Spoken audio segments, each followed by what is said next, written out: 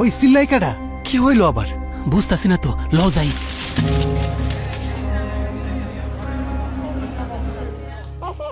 বাবা, ও বাবা, কি হয়েছে তোর? ঠিক হয়ে যাইব, সব ঠিক হয়ে যাইব। কষ্ট হইতেছে আম্মা,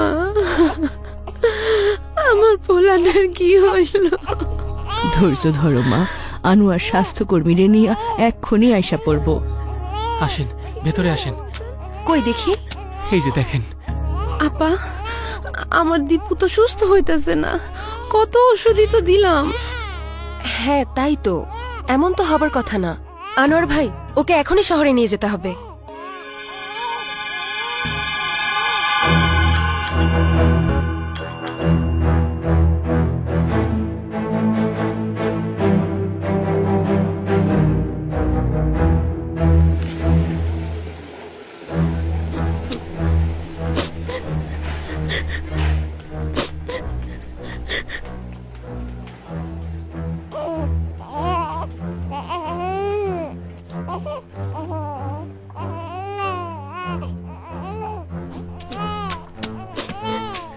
কই দেখি, সব রিপোর্ট এসেছে?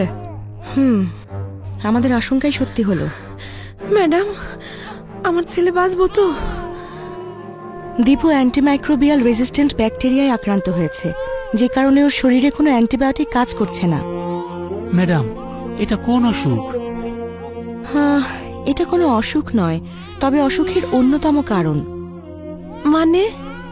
সাধারণত ব্যাকটেরিয়াজনিত অসুখ সারানোর জন্য আমরা অ্যান্টিবায়োটিক ব্যবহার করে থাকি। কিছু নির্দিষ্ট কারণে সেসব ওষুধের বিরুদ্ধেই কখনো কখনো ব্যাকটেরিয়া প্রতিরোধী ক্ষমতা তৈরি করে ফেলে। তখন আর সেই ওষুধ কাজ করে না, ফলে রোগ নিরাময় করা কঠিন হয়ে পড়ে। আমার দীপুর সাথে কেন এমন হইল? ওর তো মাত্র 6 মাস বয়স। অ্যান্টিবায়োটিক প্রতিরোধী ব্যাকটেরিয়া এখন সর্বত্র, কে কখন আক্রান্ত হবে সেটা বলা মুশকিল। উনি কাজলি, একজন গার্মেন্টস কর্মী। উনিও একই ধরনের অ্যান্টিবায়োটিক প্রতিরোধী ব্যাকটেরিয়ার শিকার, আর এই যে উনিও একই কারণে ভুগছেন। ঠিক বুঝলাম না আপা, একটু সহজ কইরা বুঝায় বলবেন?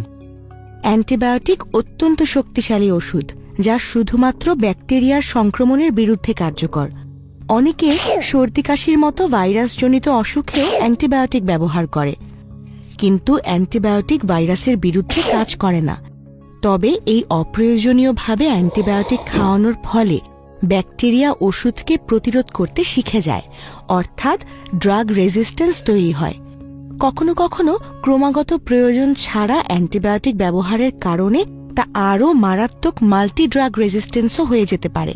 তখন অধিকাংশ ওষুধই আর কাজ করে না। আপা, এখন তাইলে কি উপায়? মাল্টিড্রাগ রেজিস্ট্যান্স ব্যাকটেরিয়ায় আক্রান্ত রোগীর মৃত্যু ঝুঁকি অনেক বেড়ে যায়। তাছাড়া দামি অ্যান্টিবায়োটিকের ব্যবহার এবং দীর্ঘদিন হাসপাতালে চিকিৎসাধীন থাকার কারণে এই ধরনের ব্যাকটেরিয়ার জন্য চিকিৎসা খরচও অনেক বেশি হয়ে থাকে। কেউ কেউ আবার চিকিৎসকের পরামর্শ ছাড়াই অ্যান্টিবায়োটিক সেবন শুরু করে এবং কোর্স সম্পূর্ণ না করেই বন্ধ করে দেয়। বিকেলের অ্যান্টিবায়োটিকটা খেয়েছো বাবা? অসুখ তো সেরে গেছে রে মা, আর ওষুধ খেয়ে কি হবে? না বাবা, একবার অ্যান্টিবায়োটিক সেবন শুরু করলে তার কোর্স সম্পূর্ণ করা খুবই জরুরি, নইলে প্রতিরোধী ব্যাকটেরিয়া জন্ম নেবে শরীরে, পরে অ্যান্টিবায়োটিক আর কাজ করবে না। আমাদের চারপাশে অসংখ্য ব্যাকটেরিয়া, ভাইরাস ও অন্যান্য জীবাণু ঘুরে বেড়ায়। যদি আমরা পরিষ্কার পরিচ্ছন্নতা ও যথাযথ স্বাস্থ্যবিধি মেনে না চলি, তাহলে সহজে আক্রান্ত ব্যক্তির মাধ্যমে অথবা খাবার বা পরিবেশের মাধ্যমেও ব্যাকটেরিয়া আমাদের শরীরে প্রবেশ করতে পারে।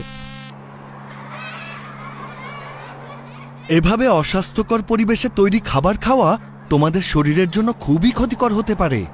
এই ধরনের খাবারের মাধ্যমে অ্যান্টিমাইক্রোবিয়াল রেজিস্ট্যান্ট ব্যাকটেরিয়ার মতো নানান ক্ষতিকর ব্যাকটেরিয়া সহজেই মানুষের শরীরে প্রবেশ করতে পারে। তাই সব সময় স্বাস্থ্যবিধি মেনে চলা উচিত এবং খাবার গ্রহণের আগে ও টয়লেট ব্যবহারের পর অবশ্যই সাবান পানি দিয়ে হাত ধোয়া উচিত। তাহলে তো স্যার আমাদের অনেক সাবধান হতে হবে। অনেকেই তো খামারেও অ্যান্টিবায়োটিক ব্যবহার করে, সেটাতেও কি ঝুঁকি আছে? জি আনোয়ার সাহেব, গবাদি পশুর দ্রুত বৃদ্ধি বা সংক্রমণ প্রতিরোধের জন্য অনেকেই খামারে অতিরিক্ত অ্যান্টিবায়োটিক ব্যবহার করে থাকে।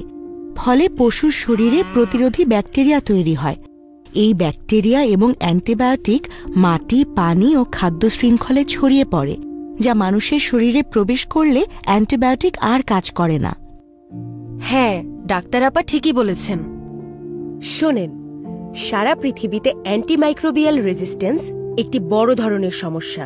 গবেষণায় দেখা গেছে 2019 সালে অ্যান্টিবায়োটিক প্রতিরোধী ব্যাকটেরিয়ার কারণে সারা পৃথিবীতে প্রায় 13 লাখ লোক মারা গেছেন।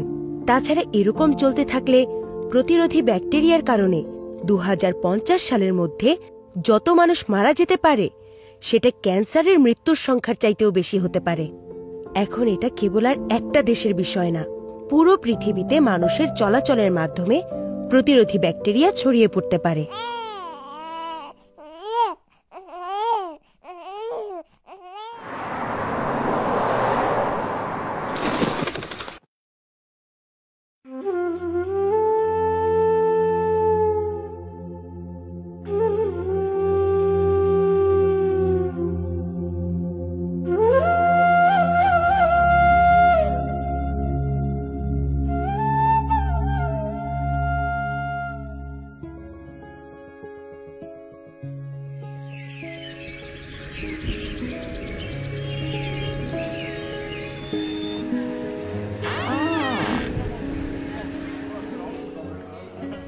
না, এভাবে আর চলতে দেয়া যায় না।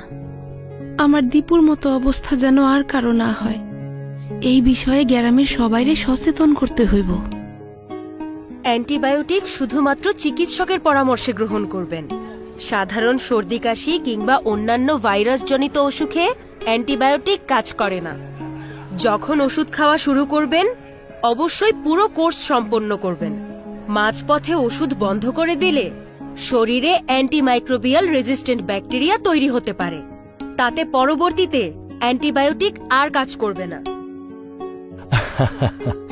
আমার মতো আপনারাও অপ্রয়োজনীয় অ্যান্টিবায়োটিক ব্যবহার বন্ধ করেন। এখন আমি খামারে পশুদের সুস্থ রাখতে পরিচ্ছন্নতা ও স্বাস্থ্যবিধি মেনে চলি। পশুরা অসুস্থ হইলে তাকে ডাক্তারের পরামর্শ নিয়ে ওষুধ খাওয়াই।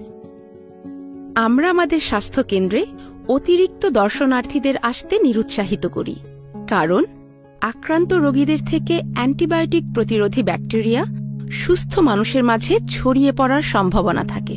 এছাড়াও আমাদের স্বাস্থ্যকেন্দ্র এবং আশেপাশের এলাকা পরিষ্কার পরিচ্ছন্ন রাখা অত্যন্ত জরুরি, যাতে জীবাণু সংক্রমণের ঝুঁকি কমানো যায়।